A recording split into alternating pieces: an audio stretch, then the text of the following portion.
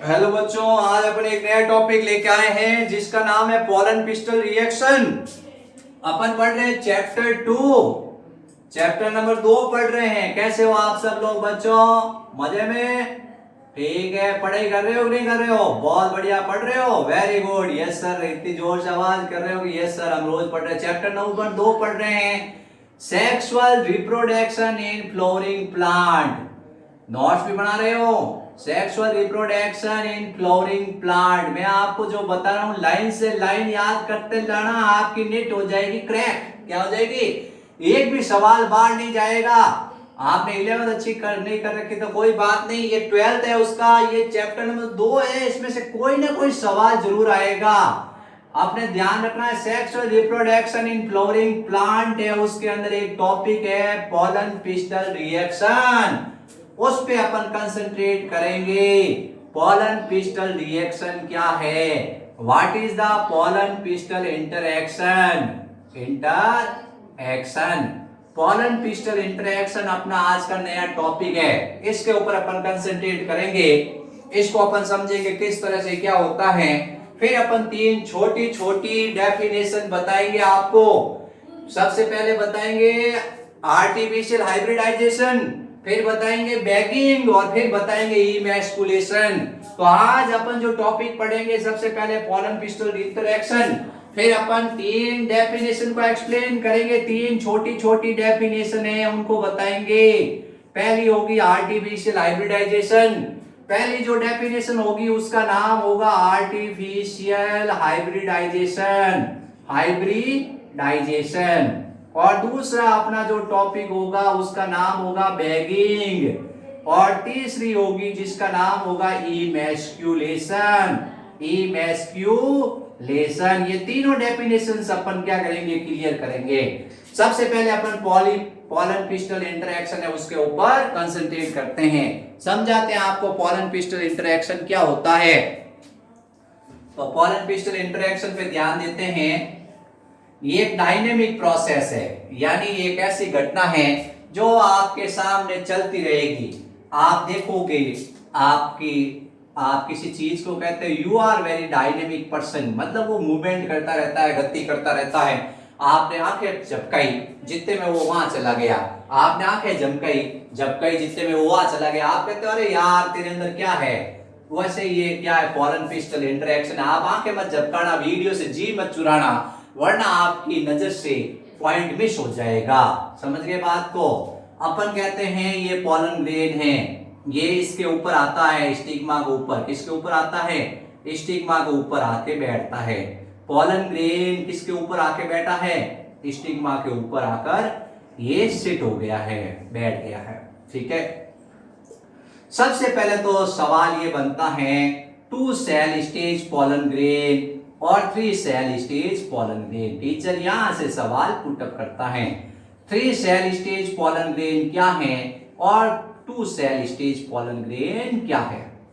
बताओ क्या होता है 2 सेल स्टेज और क्या होता है 3 सेल स्टेज पोलन ग्रेन?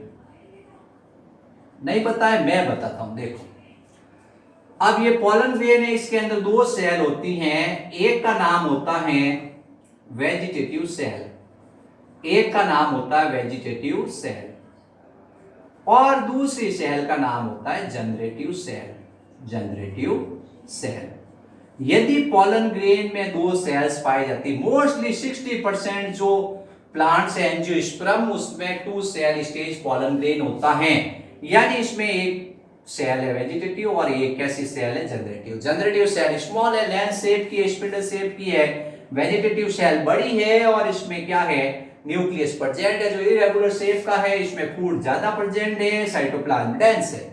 तो 2 सेल स्टेज के नाम याद रखना है। तो आपसे टीचर ने क्वेश्चन पूछा कि पोलन ग्रेन की 2 सेल स्टेज का नाम, तो आप बताओगे pollen grain have 2 cell, vegetative cell and generative cell.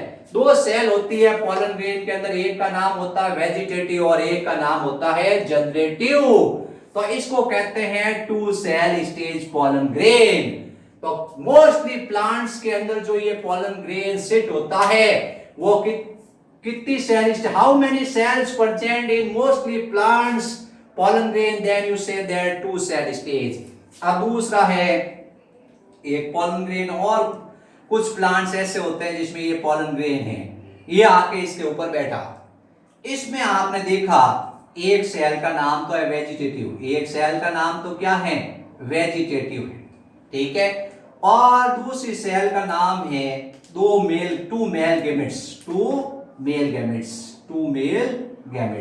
तो इसमें सेल का नाम का हो गया, एक सेल का नाम हो गया वेजिटेटिव और दो हो गए मेल गैमेट्स। दो क्या हो गए, मेल गैमेट्स। मेल गैमेट्स किससे बनते हैं, जनरेटिव सेल से बनते हैं। इसको कहते हैं 3 cell stage. How many cells are present in this pollen grain? 3 cells. 2 cell is male gametes, 2 male gametes. This is one male gametes, this is another male gametes. 2 male gametes and 1 vegetative cell. This is called 3 cell stage pollen grain and it is called 2 cell stage pollen grain.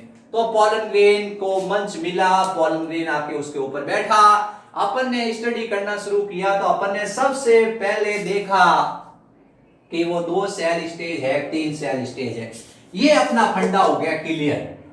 बताओ बच्चों, आपके ये clear हुआ नहीं हुआ? 2 cell 3 cell हो गया clear. तो 2 सेल स्टेज और 3 सेल स्टेज pollen grain का मतलब उसमें 2 सेल होगी, 3 सेल होगी। अब अपन कहते हैं कि अपन pollen pistil इंटरेक्शन पढ़ रहे हैं, उसमें 2 सेल स्टेज 3 सेल स्टेज इसने पॉइंट दिया, अपन ने उस पॉइंट को धो डाला, यानी अच्छी तरह याद कर लिया। अब अपने सामने टारगेट आया कि pollen pistil रिएक्शंस होती हैं, वो एक डायनेमिक प्रोसेस है। ये pollen grain इसके ऊपर आके बैठा। इस pollen grain से क्या होगा, कुछ केमिकल्स निकलेंगे, और स्टिग्मा है उससे भी कुछ केमिकल्स निकलेंगे।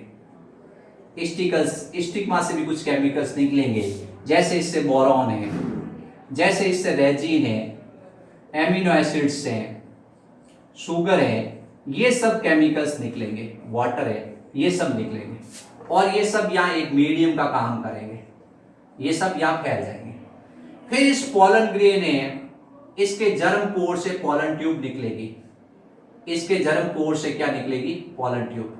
ये pollen grain है, इसके जर्म पोर से pollen ट्यूब निकलती है, ठीक है। इसको कहते हैं germination of pollen grain, germination of pollen grain, germination of pollen grain।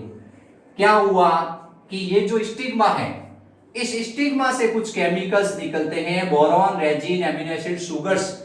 They work as a medium, ये एक माध्यम का काम करते हैं, मीडियम का काम करते हैं। देयरफॉर pollen grain जर्मिनेशन, यानी pollen grain से क्या निकली, pollen ट्यूब निकली। pollen grain से pollen ट्यूब निकलती, इस प्रोसेस को कहते हैं जर्मिनेशन ऑफ pollen grain। एक ट्यूब निकलेगी मोनोसाइटनस, और एक से ज्यादा निकलेगी, इसको कहेंगे पॉलीसाइटनस pollen grain, ठीक है। तो अपन देखते हैं कि एक ही pollen ट्यूब होती हैं, वो आगे प्रोसीड होती है, बाकी सब डीजनरेट हो जाती हैं। अब समस्या आनी शुरू होती है कि ये तो एक नॉर्मल प्रोसीजर हुआ कि भाई कुछ केमिकल्स निकले इससे pollen grain से, और ये इसका जर्मिनेशन हुआ। अब समस्या आती शुरू होती है कि भाई ये एक और दूसरा pollen grain है, क्या है, pollen grain है। ये तो इसी स्पीशीज का था, ये किसी दूसरी स्पीशीज का pollen grain है, वो आके बैठ गया, ठीक है। अब pollen pistil इंटरेक्शन होता है, यानी जो केमिकल्स निकलते हैं वो केमिकल्स क्या करते हैं, हेल्प करते हैं रिकॉग्नाइजेशन में। रिकॉग्नाइजेशन प्रोसेस है, उसमें हेल्प कर देते हैं। अगर ये सेम स्पीशीज का pollen grain है, अगर ये सेम स्पीशीज का pollen grain है, तब तो इसका जर्मिनेशन होगा, और अगर ये डिफरेंट स्पीशीज का pollen grain है तो इसका जर्मिनेशन नहीं होगा। यानी ये pollen grain है, इससे pollen ट्यूब निकलेगी नहीं, इससे pollen ट्यूब निकलेगी नहीं। तो pollen ट्यूब नहीं निकलते ही अपन कहेंगे this is a pollen pistil interaction, यानी pollen pistil इंटरेक्शन होना शुरू हो गया है, ठीक है। फिर उसके बाद अगर इससे pollen ट्यूब निकल भी गई तो वो आगे क्या होगी, स्टिग्मा में प्रवेश नहीं करेगी, स्टिग्मा में एंटर नहीं होगी, फिर स्टाइली में एंटर नहीं होगी, फिर वो ओव्यूल्स में एंटर नहीं होगी। इस तरह से ये कुछ प्रोसीजर नहीं होगा। तो pollen pistil इंटरेक्शन का मतलब है कि जो अपनी स्पीशीज होती हैं, उस स्पीशीज को पहचानने के लिए केमिकल्स निकलते हैं। ये केमिकल्स एक क्या करते हैं, एक तरह का बीच में एक तरह का बीच में क्या करते हैं, संवाद स्थापित करते हैं, यानी दोनों के बीच में लैंग्वेज की तरह वर्क करते हैं केमिकल्स, और ये क्या करते हैं, इस पॉलन के जर्मिनेशन को प्रोसीड करते हैं। यदि ये सेम स्पीशीज का है तब तो इसका जर्मिनेशन हो जाएगा, और डिफरेंट स्पीशीज का है तो जर्मिनेशन नहीं होगा।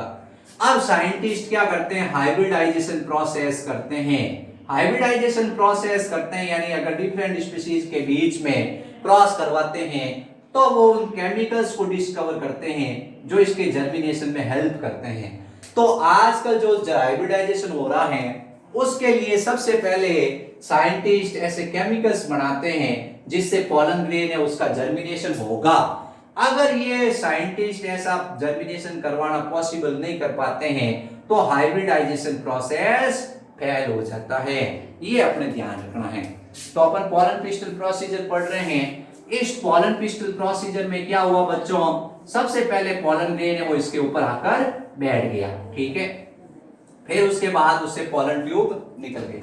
तो पहला स्टेप है pollen grain germination. First step का नाम है pollen grain germination, pollen grain germination. फिर उसके बाद दूसरा स्टेप है pollen tube enter into, pollen tube enter into styli. Pollen tube किस में एंटर होगी, स्टाइली में, और पॉलन ट्यूब ग्रोथ, यानी पॉलन ट्यूब की ग्रोथ हो रही है। फिर उसके बाद pollen tube enter into ovary, pollen tube enter into ovary, यानी पॉलन ट्यूब ओवेरी में एंटर होगी। फिर उसके बाद चौथा स्टेप है pollen tube enter into ovule, pollen tube enter into ovule. ये अपने 4 स्टेप है। कितने स्टेप है, 4 स्टेप है। सबसे पहले तो ये पॉलन ग्रेन है, ये इसके ऊपर आके बैठा, इसका हुआ जर्मिनेशन, ठीक है, इसका क्या हुआ, जर्मिनेशन हुआ। फिर पॉलन ट्यूब की हुई ग्रोथ, फिर ये पॉलन ट्यूब ये ओवेरी में आई, फिर ये क्या होती है, ओव्यूल्स के अंदर एंटर होती है। किसमें होती है, इस प्रोसीजर को अपन कहते हैं पॉलन पिस्टल रिएक्शन। इस प्रोसीजर को अपन कहते हैं पॉलन पिस्टल रिएक्शन। यानी कि अगर ये प्रोसीजर हो रहा है, ये इस तरह से इसमें एंटर हो गया है, इसके बाद होगा फर्टिलाइजेशन। क्या होगा, फर्टिलाइजेशन। अगर इसमें फेल हो जाता है तो हो जाती है इनकम्पेबिलिटी, यानी कि वो पॉलन ग्रेन जर्मिनेशन में हेल्प नहीं कर पाएगा। अब सवाल ये आता है कि ये सब चारों रिएक्शन मिलाकर क्या कहलाती हैं, पॉलन ग्रेन का जर्मिनेशन हुआ, pollen tube enter into style और pollen tube growth, pollen tube enter into ovary, pollen tube enter into ovules. ये पॉलन ट्यूब इस तरफ ही क्यों मूवमेंट करती हैं, ये इस तरफ तो नहीं गई, ये इस तरफ तो नहीं गई, ये इस तरफ तो नहीं गई, पॉलन ट्यूब इस तरफ ही क्यों आई, why pollen tube move in toward the ovule, why pollen tube toward the ovules, pollen tube ovules की तरफ ही मूवमेंट क्यों कर रही है। आपसे पूछा why pollen tube enter toward the ovules, then you say that some chemicals released from ovary and ovules, some chemicals released from ovary and ovules, and some mechanical procedure happen which attract the ovules, यानी कुछ chemicals निकलते हैं और कुछ mechanical procedure होता है जिसके कारण क्या होता है, वो ओव्यूल्स को कंट्रोल करते हैं, उसके मूवमेंट्स को, और ये कीमोनेस्टिक मूवमेंट शो करता है और उस तरफ मूवमेंट कर लेता है। तो इस तरह से इसका कारण है केमिकल्स। क्या है, केमिकल्स हैं, ये हेल्प करते हैं। अब अपन देख रहे हैं कि ये ओव्यूल है, ये ओव्यूल का इंटुगुमेंट्स है। क्या है, ये ओव्यूल का इंटुगुमेंट्स है। इसको अपन एक्सप्लेन कर देते हैं बच्चों। पूरा पॉलन पिस्टल इंटरेक्शन है, उसको अपन पूरा एक्सप्लेन कर रहे हैं। इसमें ये लास्ट वाला टॉपिक है जो उसको अपन समझाते हैं कि ये ओव्यूल में कैसे एंटर होती है, ओव्यूल में इसका एंटरिंग बताते हैं आपको। ये अपन जानते हैं ये क्या है, ये इंटुगुमेंट्स है, ये इंटुगुमेंट्स है, ये चैलेंज है। याद है थोड़ा बहुत ओव्यूल का स्ट्रक्चर, चैलेंज, इंटुगुमेंट्स, और ये क्या, माइक्रोपाइल। क्या है, माइक्रोपाइल। और ये क्या है इसका न्यूक्लियस, मेन बॉडी पार्ट है न्यूक्लियस। ये मेन बॉडी पार्ट है जिसका नाम है न्यूक्लियस, इट इज न्यूक्लियस। ये न्यूक्लियस है, क्या है? न्यूक्लियस है। और इसके बीच में एक स्ट्रक्चर है जिसका नाम है एम्ब्रियो सेक। एम्ब्रियो सेक, इसके बीच में जो पार्ट है उसका नाम क्या है? एम्ब्रियो सेक है, एम्ब्रियो सेक है। ये अपने ध्यान रखना है। तो ये एम्ब्रियो सेक है, इसमें 7 सेल है और 8 न्यूक्लियाई है। अब अपन इसमें 7 सेल कौन सी है? 3 एंटीपोडल सेल्स है चैलेंजा की तरफ, एक बीच में सेकेंडरी डिप्लॉइड न्यूक्लियस है, और यहां पर ये 2 क्या है? सिनर्जी सेल है, और एक सेल का नाम क्या है? एग सेल है। ठीक है, तो इसमें आपको एम्ब्रियो सेक में 7 सेल है, 3 सेल का नाम होता है एंटीपोडल। कौन सी सेल्स होती है? एंटीपोडल्स। 2 आर द चैलेंजा, चैलेंजा की तरफ 3 सेल्स होती है एंटीपोडल। बीच में एक सेल होती है जिसका नाम होता है secondary diploid nucleus, secondary diploid nucleus. और इस तरफ ये 2 सेल है जिसका नाम है सिनर्जिड सेल, सिनर्जिड सेल। और एक सेल का नाम है एग एपेटस, क्या है? Sorry, egg cell. Egg cell haploid होती है, सिनर्जिड सेल हैप्लॉइड होती है, डिप्लॉइड होती है, 2n होती है। ये सेल 2n है, कौन सी? ये secondary diploid sales, it is 2n। ये n है एंटीपोडल, एग सेल भी n है, सिनर्जिड सेल भी n है। अब ये जो सिनर्जिड सेल्स होती हैं, इस सेल्स में एक स्ट्रक्चर पाया जाता है फिलीफॉर्म एपेटस। इसमें एक स्ट्रक्चर होता है फिलीफॉर्म, ये नाम याद रखना, फिलीफॉर्म एपेटस, एपेटस, फिलीफॉर्म एपेटस। इसमें एक स्ट्रक्चर होता है जिसका नाम होता है फिलीफॉर्म एपेटस, ये स्ट्रक्चर है। अब ये क्या होता है? ये अपन कह रहे हैं पोलन ट्यूब आ रही है। कौन आ रही है? पोलन ट्यूब आ रही है, ये पोलन ट्यूब आ रही है।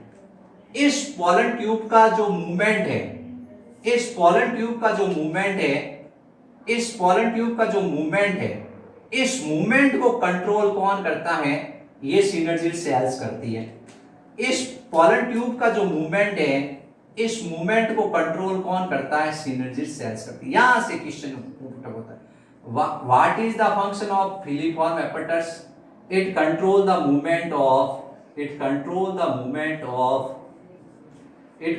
movement of pollen tube. Filiform apparatus का काम होता है पोलन ट्यूब्स के मूवमेंट्स को कंट्रोल करना। यानी ये पोलन ट्यूब है, ये इसमें एंटर हो जाएगी। ये क्या है? ये एम्ब्रियो सेक है, इसमें ये सेल है, इसका नाम क्या है? सिनर्जिड सेल्स है। इस सिनर्जिड सेल्स के अंदर क्या ये इस तरह से फिलीफॉर्म एपेटस है, ये एंटर हो जाएगा।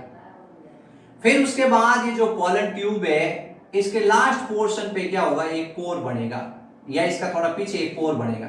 कोर बनते ही 2 मेल गैमेट इसमें रिलीज हो जाएंगे। 2 मेल गैमेट है, 2 male gametes, 2 male gametes, 2 male gametes, 2 male gametes release हो जाएंगे। एक तो हो जाएगा एग सेल के साथ फ्यूज, दूसरा हो जाएगा सेकेंडरी डिप्लॉइड न्यूक्लियस के साथ। ये मेल गैमेट इसके अंदर रिलीज हुए सिनर्जिड सेल के अंदर, सिनर्जिड सेल थोड़ी देर के बाद डिस्ट्रॉय हो जाएगी, और ये इसके साइटोप्लाज्म में जो तैर रहे हैं male gametes, one male gamete fuse with the egg cell, एक मेल गैमेट तो एग सेल के साथ फ्यूज हो जाएगा, और दूसरा मेल गैमेट है, वो मेल गैमेट किसके साथ फ्यूज होगा? दूसरा मेल गैमेट होगा वो फ्यूज होगा सेकेंडरी डिप्लॉइड न्यूक्लियस के साथ, सेंट्रल सेल के साथ। इससे बनेगा एम्ब्रियो जाइगोट। इससे क्या बनेगा? एम्ब्रियो यानी जाइगोट बनेगा। इससे क्या बनेगा?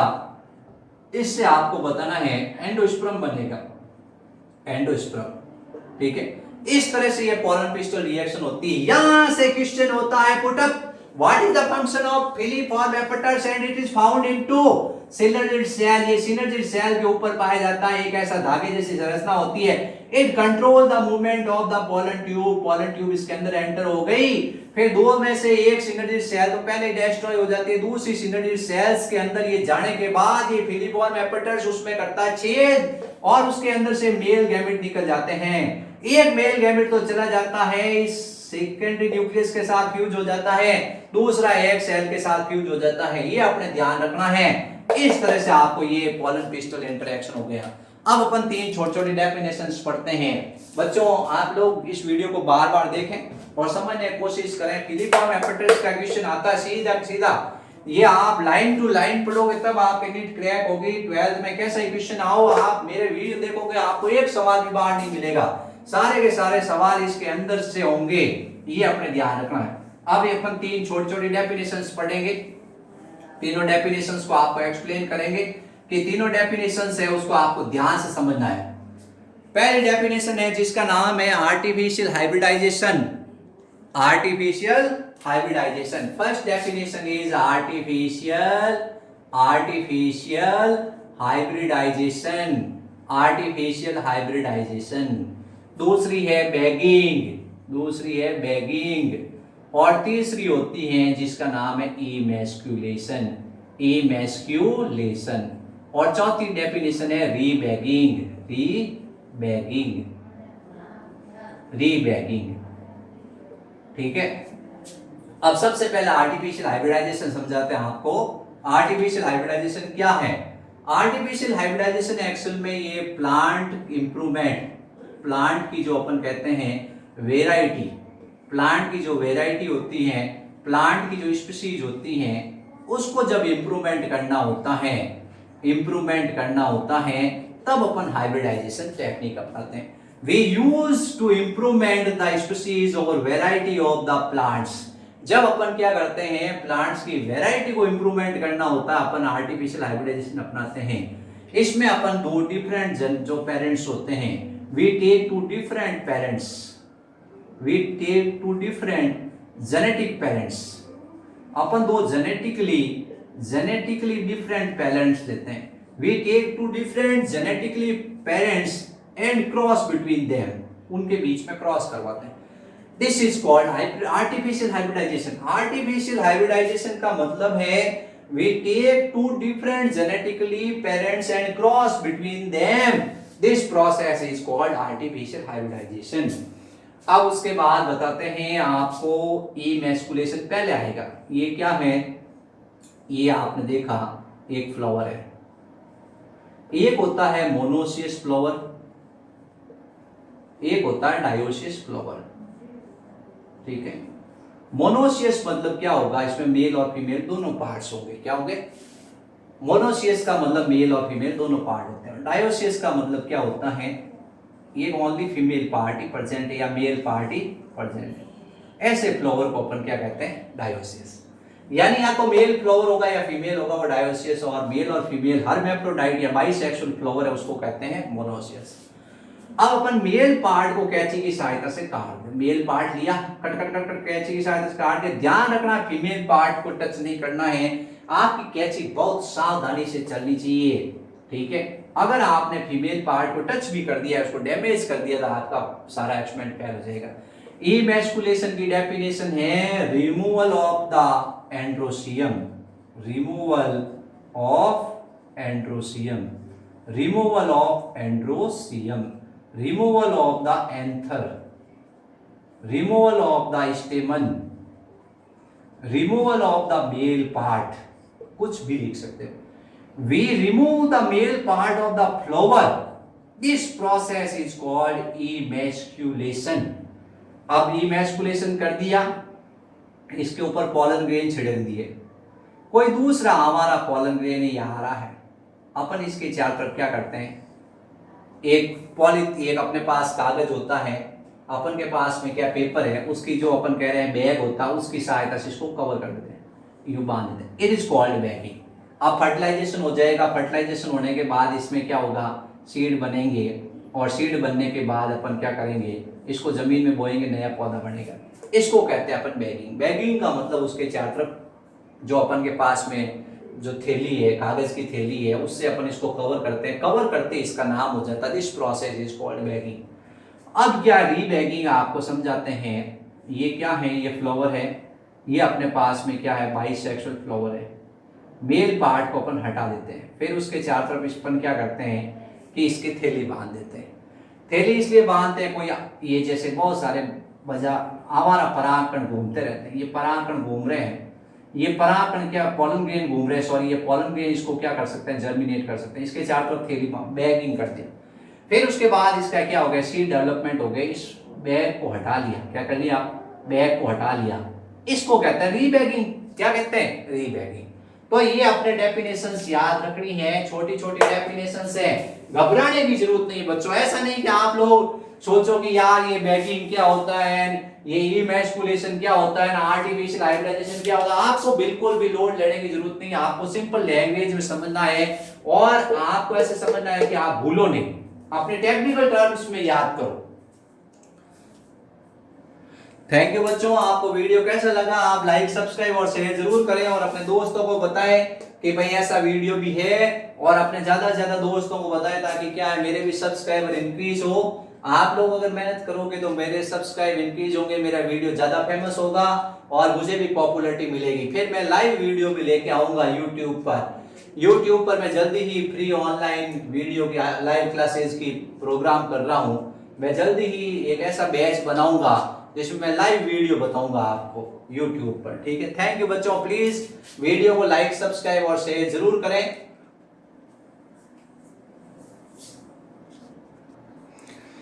तो अपन ने जो आज टॉपिक पढ़ा है वो दूसरा चैप्टर था sexual reproduction in flowering plants. उसमें पॉलन पिस्टल रिएक्शन और ये डेफिनेशन पढ़ी है, अपने को ये देखना है और इसको समझना है। और कोई अगर आपको डाउट हो तो आप मुझे कमेंट बॉक्स में लिख सकते हैं, सर ये मुझे डाउट है, आपने ये पॉइंट समझा है या मुझे समझ में नहीं आया। मैं आपको बताऊंगा कि आपको इस तरह से उसको याद करना है। ठीक है, आप लोग लिख कर याद करो, डेफिनेशंस को लिखो।